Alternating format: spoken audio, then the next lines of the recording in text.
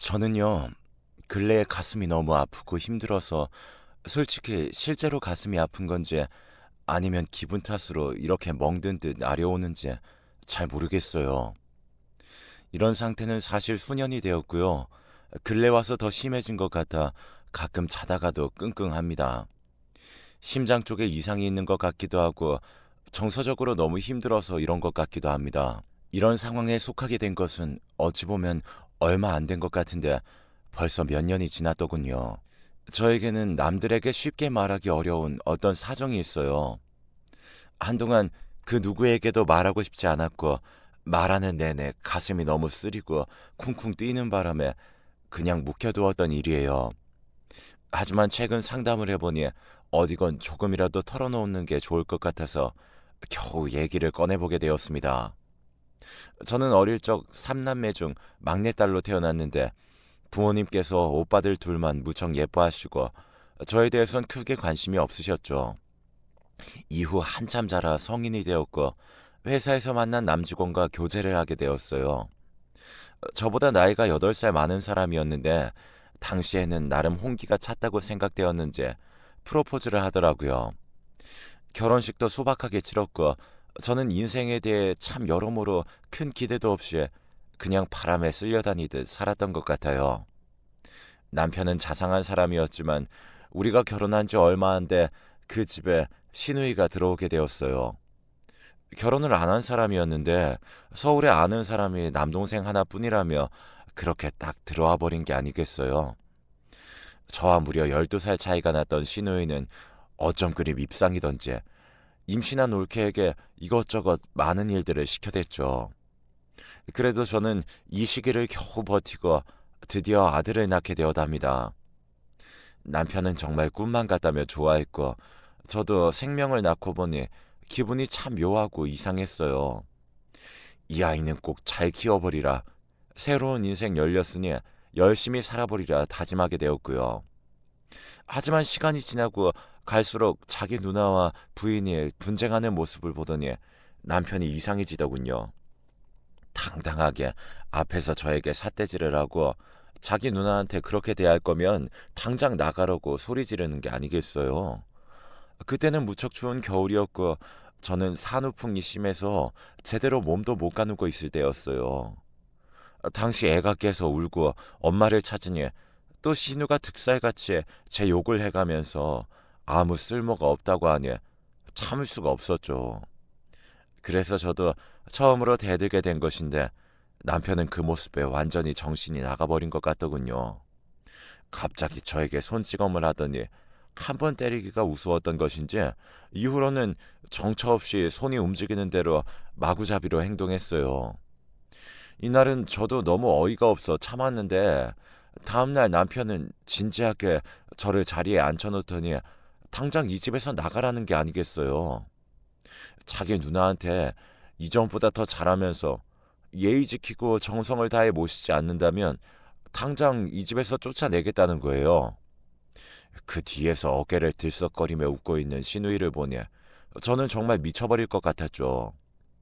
아기를 낳고 몸도 마음도 제대로 회복이 안 되어 있는 상태에서 이런 무지막지한 대접을 받고 보니 도저히 견딜 수가 없어 저는 작은 집만 갖고 그냥 나와버렸어요. 그렇게 며칠을 떠돌다가 아무리 생각해도 내가 갓난아기를 두고 미쳤지 싶어 다시 집으로 돌아갔지만 남편은 여전히 저에게 물리적 행동을 하며 나가라고 자기도 나한테 버릇없이 대드는 여자는 더 맞아도 할 말이 없다며 내쫓더군요.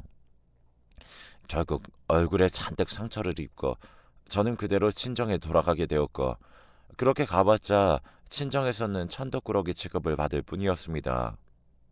결국 저는 돌고 돌아 멀리 가지도 못한 채 남편이 살고 있는 집에서 30분 정도 걸리는 지역에서 자리를 잡았어요. 아들을 그 집에 두고 온 것이 못내 마음에 걸려서 내내 힘들게 돈 벌며 주변을 떠돌아다녔고 몰래 그 집 앞에 가서 아들의 모습을 훔쳐보기도 했어요. 그렇게 저는 주변을 떠돌다가 집에 전화해서 아들의 목소리를 듣고 혼자 숨죽여 울며 끊기도 하고 참 힘든 나날들을 보냈습니다. 그러다 초등학교쯤 아들과 본격적으로 연락이 됐고 아들 역시 새로 집에 들어온 계모와의 사이가 무척 안 좋았던지 저를 애타게 찾더군요. 허나 아무리 봐도 남편이 저에게 아이를 보내줄 것 같지 않았기에 성인이 될 때까지 꾸역꾸역 참는 수밖에 없었어요. 그러는 사이 저는 여기저기 일을 옮겨 다니면서 돈을 벌기 시작했고 아주 작은 월세방에서 조금씩 집 사이즈를 키워가며 살아가게 되었습니다. 언젠가는 아들과 같이 살겠다는 꿈을 안고 말이에요. 당시에 아들도 저와 연락에 대해선 자기 아빠나 계모에게 비밀로 하면서 꾸준히 이어오고 있었는데요.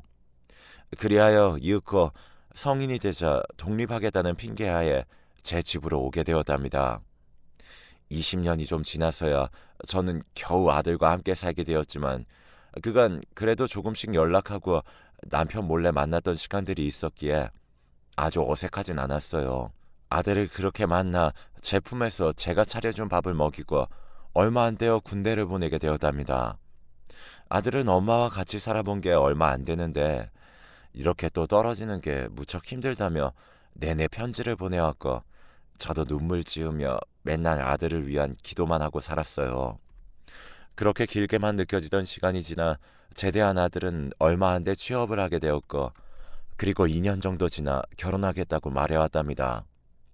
저는 이제 한 집에서 살게 되었고 아들에게 해주고 싶은 것이 많았는데 아들에겐 한창 앞으로 나아가야 할 시간들이 펼쳐진다는 것을 느끼고 참 아쉽게 느껴지기도 했어요. 아이에게 있어 한창 황금같이 느껴지는 그 시기에 같이 있어주지 못한 것이 너무 미안했지만 그렇다고 마냥 붙들고 있는 것은 더 못난 어미인 것 같아 눈물을 머금고 보내줬는데요. 결혼한 지 얼마 안 된 아들이 저에게 갑자기 제안을 해왔어요. 엄마, 나 엄마 모시고 같이 살고 싶어. 와이프 걱정은 안 해도 돼. 이 사람도 친정이 없다 보니까 이렇게 셋이 같이 사는 게 딱히 싫지 않대. 셋이서 같이 살자, 엄마. 응? 이 제안을 듣고 솔직히 기분이 좋지 않을 리가 없었죠. 마음은 너무 좋았지만 그래도 한편으론 걱정을 하고 있었는데 아들과 며느리는 얼른 들어오라며 저를 잡아 끌더군요. 그리해서 셋이 살아가던 와중에 몇 달 지나지 않아 며느리는 임신을 하게 되었답니다. 이때 저는 참 행복이라는 것을 정말 제대로 맛보게 되었던 것 같아요. 태어나서 성인이 되기까지 늘 뭔가 개운치 않은 뿌연 안개 속을 걸어오는 듯한 어두운 인생이었고 결혼을 하고 나서 남편에게 심한 꼴을 겪어 이혼도 당했고 혼자 20년 넘게 살아오는 동안도 참 버겁고 괴로운 삶이었어요. 그런데 아들 부부와 같이 살면서 내가 만든 음식을 애들을 먹이고 이야기도 나누고 거기다 귀여운 손주까지 곧 태어난다고 생각하니 실감이 안 나더군요. 한편으론 늘 힘들게 살아왔던 탓인지 몹쓸 상상도 들었고요. 정말 나 같은 사람이 이렇게 행복해도 되는 것인지 이러다 또 불행이 찾아오는 건 아닌지 하고 말이에요. 그래도 다시 덜컥 생각을 바꾸려고 참고 있었는데 그런듯 자꾸 나쁜 상상을 하게 되고 괜히 인생 앞에 움츠리고 지레 겁부터 먹게 되더군요. 아무래도 제가 살아온 인생 전반에 너무 크고 아픈 생채기가 나 있었기 때문에 그 텀이 좀처럼 잘 메워지지 않았던 것일까요? 얼마간은 참으로 행복했던 시간이었으나 불행은 좀처럼 저를 쉽게 놓아주지 않았어요. 겨우 자식과의 포근한 둥지 사이로 들어가 행복을 누리려던 저를 다시 끄집어내어 세상 밖으로 내동댕이 쳐버리더군요. 상황이 이렇게까지 흘러간 것에 대해서는 몇 년의 시간이 있었어요. 다시 돌아간다면, 그때로 돌아간다면 뭔가 달라졌을까 싶어 아직도 자다가 깨서 허공에 손짓을 하기도 하고 그래놓고 누군가에게 얻어맞은 양 엉엉 울기도 합니다. 그때 실로 아주 끔찍한 사건이 저희 곁으로 찬찬히 흘러들어오고 있었거든요. 당시만 해도 우리 집에 귀여운 손자가 태어난 것으로 한창 시끄러웠고 저는 며느리의 건강이 불쑥 좋지 않은 것을 염려해서 모든 일들을 다 내려놓고 손주 보기에만 힘썼어요. 저 역시 성취하는 몸이었고 젊은 날부터 이때까지 온몸이 나가도록 일만 했었기에 결코 건강하지 않았어요. 하지만 손주는 정말 제대로 키우고 싶었고 아들에게 못해줬던 것을 손주에게 다 해보겠다는 마음으로 모든 것을 올인해가며 키우게 되었답니다. 며느리는 나중에 건강 상태가 점점 심해졌고 손주가 두 돌이 되던 해 그만 갑상선암 판정을 받게 되었어요. 아들의 절망적인 표정을 보자 너무 괴로워서 저라도 힘내지 않으면 안 되겠다 싶었답니다. 저는 한창 힘들어했던 며느리를 신경 쓰기도 하고 매일같이 보채고 울어대는 손주를 업고 놀아주고 먹이느라 무척 피곤하고 지친 날을 보냈어요. 당시 며느리는 친정이 없었기에 이런 모든 역할을 도맡아주는 제가 너무 고맙다고 울기도 했고요. 아들은 우리 모두를 먹여 살리기 위해 밤낮으로 바쁘게 일하고 있으니 정말 정신을 똑바로 차릴 수밖에 없었죠. 이후 며느리는 수술 결과가 크게 나쁘지 않은 상태로 퇴원하게 되었고 추후 관리가 필요하긴 하지만 아주 통탄스러울 정도로 힘든 상황은 아니었어요. 그래도 집에서 일단은 쉬며 조금씩 상황을 보고 있었는데 큰일이 일단락되어지고 나니 저도 긴장이 풀렸는지 제가 몸살이 다 날 것 같더군요. 그래도 평소처럼 집을 치우고 애들 먹을 거리를 만들고 손주를 여전히 챙기며 간신히 몸에 오르는 열을 견뎌내고 있었어요. 그런데 왜 하필 그때 그런 비극이 일어나야 했는지 저는 도통 받아들일 수가 없어요. 그날 며느리며 저며 손주며 한낮에 다들 기력이 떨어져서는 집에서 낮잠을 자고 있었어요. 평소 저는 낮잠 같은 걸 자는 타입이 아닌데 어지간히 몸이 지쳐 있었던 거죠.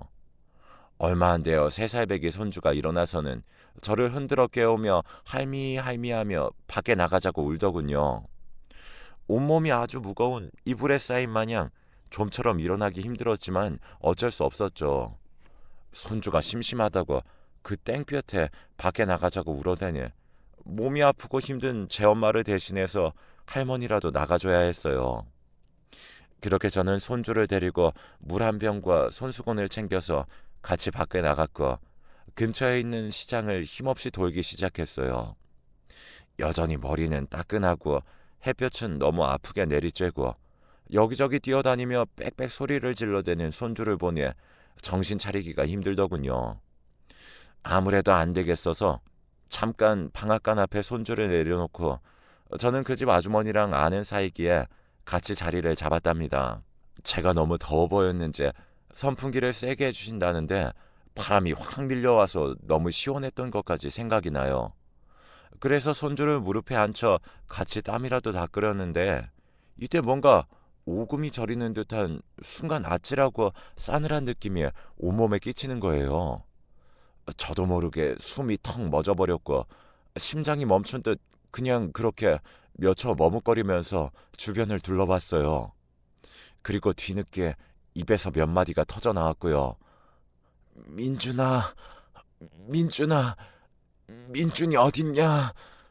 피가 거꾸로 솟는 듯 온 심장이 요동치면서 저는 미친 듯이 손주를 불러댔어요.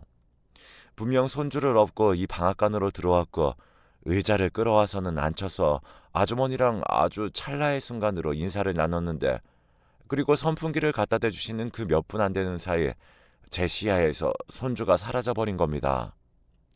당시 제가 완전히 넋이 나가 있었는지 아주머니조차 놀라서 같이 소리를 지르던 게 생각나요. 어머 할머니, 손주 없어진 거예요? 어떡해? 아니, 아까 여기 애 못 봤어요? 이때 날씨가 덥기도 했지만 워낙 긴장하고 심장이 쪼그라들어 그런지 제 몸에 있는 땀구멍이랑 땀구멍은 모두 다 분수라도 터진 듯 땀이 심하게 쏟아져 나오기 시작했어요. 머리도 풀어져 눈앞을 가리는데도 저는 그냥 정처 없이 뛰어다니며 손주의 이름을 불렀고 누가 내 심장을 뒤에서 꽉 움켜쥔 듯한 압박감을 느끼면서 어지란 머리로 찾아다녔죠.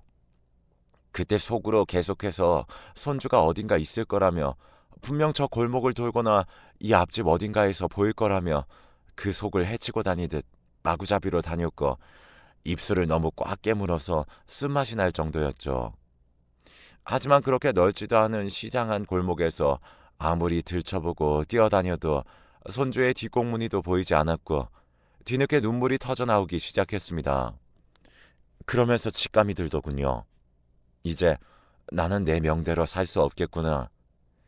애가 내 눈에 나타나지 않는 한 살아도 죽은 송장처럼 살게 되겠구나 하는 걸 말이에요.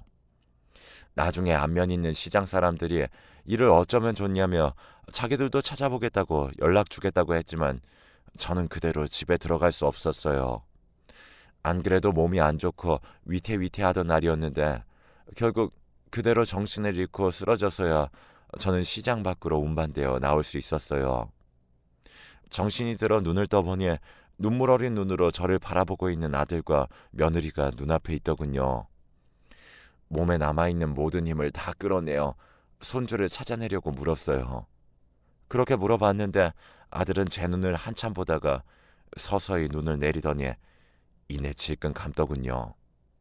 그리고 찬찬히 말해주는데 저는 또다시 기절할 뻔했습니다. 그냥 이 모든 걸 내가 감당할 수 있으면 좋을 텐데, 모든 짐이 나에게 지워지면 좋을 텐데 왜 그렇게는 할 수 없는 걸까요? 제가 정신을 잃고 시간이 조금 지나 손주의 행방이 알려졌는데 알고 보니 손주는 제 손을 떠나 시장 밖으로 빠르게 빠져나갔고 건너편에 있는 도로까지 갔던 모양입니다. 아무것도 모르는 그 아기가 그저 앞만 보고 아장아장 빠르게도 가던 우리 아기가 그때 엄청난 속도로 달려오는 오토바이에 그만 큰 사고를 당하고 말았고 그쪽 도로에 있던 사람들은 보호자도 없이 아기 혼자 이렇게 걸어나와 당한 처참한 사고를 보며 말을 잇지 못했다고 합니다. 마치 심장이 뜯겨나가는 듯 지옥 같은 마음으로 머리를 몇 번이나 내 주먹으로 쳐댔고 아들과 며느리는 양쪽에서 뜯어말리며 같이 울기 시작했어요. 이 집에 손주가 없는 채로 맞게 된 그날의 어두운 저녁은 정말이지 너무나 끔찍하고 공포스러웠어요.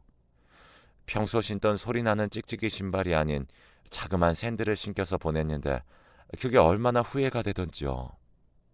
현관 앞에 놓여있는 주인 없는 그 찍찍이 신발을 보고 있자니 저는 또 그걸 가슴에 품고 꺽꺽거리며 울고 그대로 또 밖으로 뛰쳐나가려는 걸 애들이 잡아서 다시 주저앉았어요. 그렇게 셋이 마치 짐승 울음소리 마냥 소리를 내어가며 며칠 밤을 울었습니다.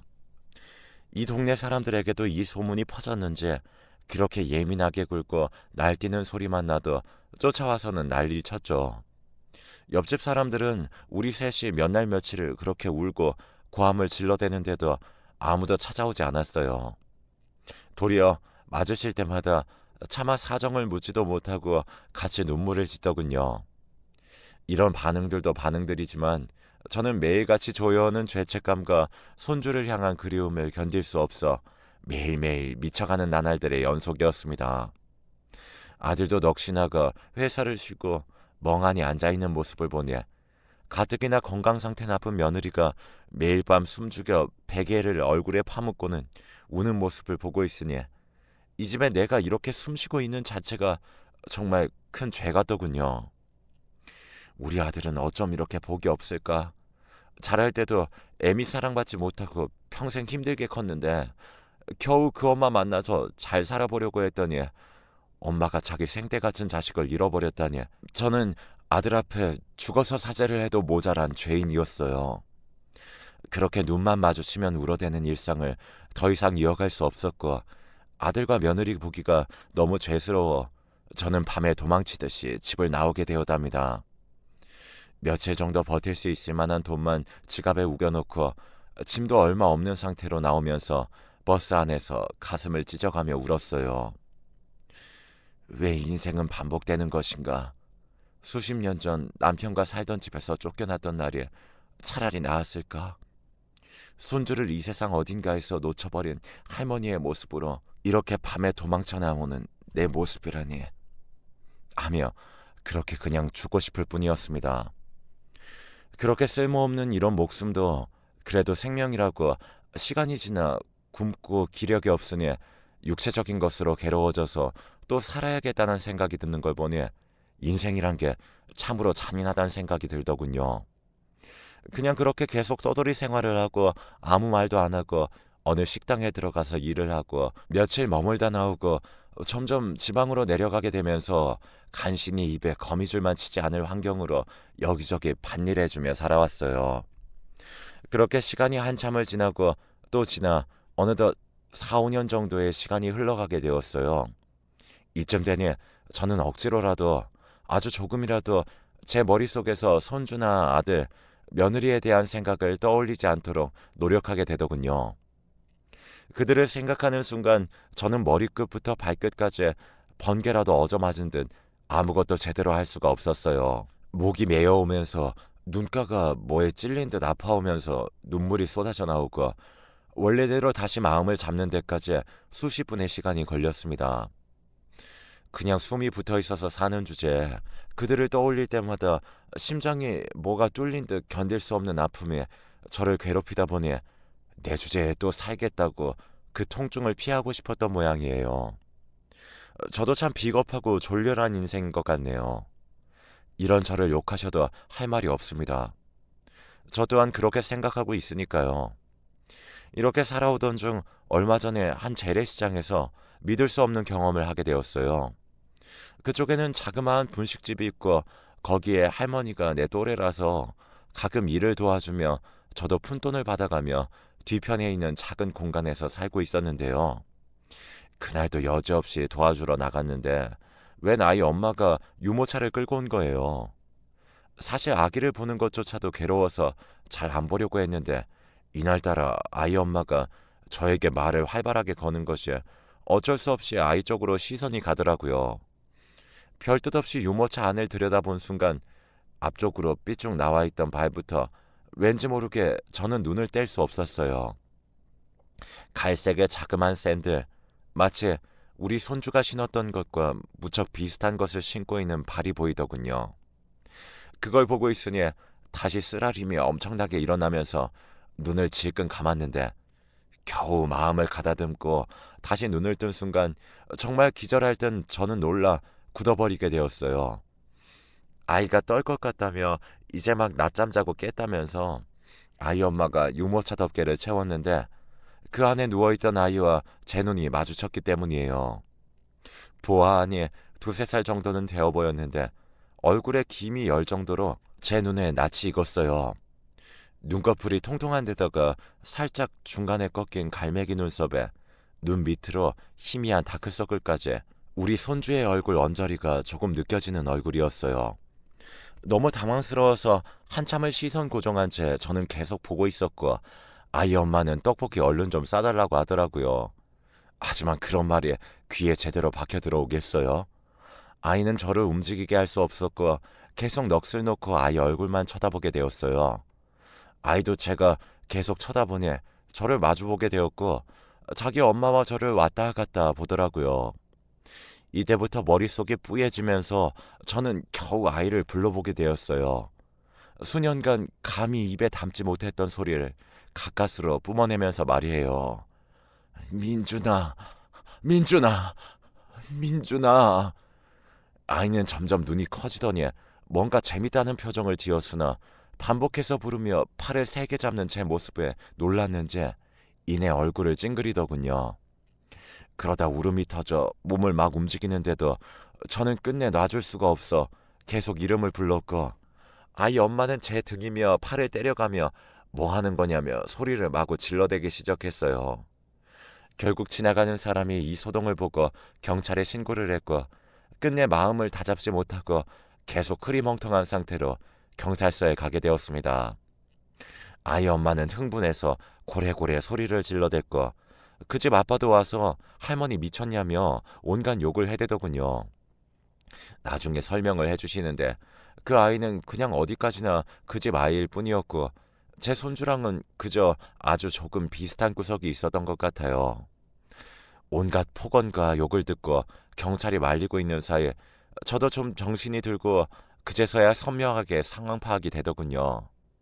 생각해보면 우리 손주가 살아있었다고 해도 그보다는 1~2살 더 많았을 텐데 저도 점점 정신이 온전치 않게 되는 것인지 스스로도 약간 겁이 났어요. 그렇게 힘없이 멀뚱멀뚱 서 있는데 이 연락이 우리 아들에게까지 미치게 되었나 봐요. 몇 년간을 쭉 아무런 연락도 안 하고 드문드문 여기저기 떠돌며 살아왔는데 그 사이 아들은 실종 신고를 해두었다더군요. 이 일로 하는 수 없이 아들과 며느리를 만나게 되었는데 둘은 저를 붙잡고선 한참을 울며 말을 잇지 못하더군요. 사실 저도 이쯤 되니 내가 뭘 어쩌고 싶은 건지 딱히 아들과 며느리를 만나고 싶지 않은 것도 만나고 싶은 상황도 아니었지만 그저 이렇게 마주하게 되니 꼭 수도가 터져버린 마냥 곡을 해대며 우는 수밖에 없더군요. 이후로 아들과 며느리는 저를 데리고 다시 서울로 올라왔고 며느리의 권유로 인해 정신과 쪽 치료를 받고 있어요. 그런 거 다 필요 없다고 죄인인 내가 이곳에 오래 머물 수 없다고 했지만 아들의 말이 저를 너무 아프게 하더군요. 엄마, 나한테 엄마까지 없으면 어떡해. 우리 모두가 아프니까 그러니까 더 같이 있어야 해. 더 오기로 셋이서 열심히 살아야 해. 제발 가지 마. 알게 모르게 나는 또 아들에게 큰 상처를 줘버렸던 게 아닌지 참으로 쓸모없고 민폐인 인생인 것 같습니다. 하지만 이런 엄이라고 해도 아들은 나를 필요로 해주고 있으니 어떻게든 살아가야 하겠죠. 그 부분이 한편으론 고마우면서도 한편으로는 죽고 싶을 만큼 미안해서 어디론가 사라져버리고 싶기도 하고 그런 날들을 보내고 있습니다. 이런 제 이야기 들어주셔서 참으로 고맙고 감사하고 저 같은 사람도 살아야 할 이유가 있는 것이겠죠. 몇 년 만에 남에게 내 얘기를 하는 것이라 좀 떨리기도 하지만 그래도 겨우 털어놓게 되었어요. 들어주셔서 고맙고 감사합니다.